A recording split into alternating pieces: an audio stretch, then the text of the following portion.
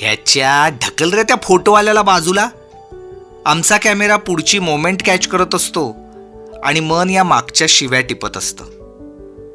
MSc नंतर scientist झालो असतो तर, पण घरमालकाची घरघर आणि पप्पांची उरफोड करणारी मरमर बघून हे कॅमेऱ्याची पट्टी हातात घट्ट धरलो. फोटो काढायची आवड आयुष्याची निवड झाली आणि मग काय, प्री वेडिंग पासून हॅपी बर्थडे पर्यंत पहाट ते रात्र पळापळी सुरू झाली. कधी कधी तर दिवसभर उपाशी.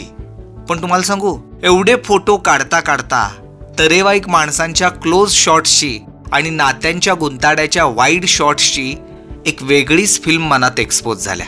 अहो, लग्नाच्या ऐन मुहूर्ताला एखाद्या खडूस मामाच्या नाहीतर आत्याच्या तावडीत आमच्यासारखा फोटोग्राफर सापडला तर त्यांचा अतृप्त आत्मा आम्हाला पछाडणारच.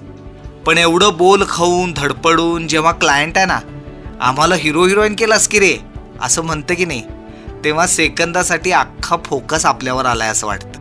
माणसांच्या गर्दीत असो नाहीतर निसर्गाच्या एकांतात, एखादा फोटो असा असतो की नाही, तो काढताना शरीरभर 1000 डोळे लागल्यात असं वाटतं. आठवणीत अशा फोटोंचं एक्झिबिशन भरवत असतो. या कधी तर स्टुडिओला.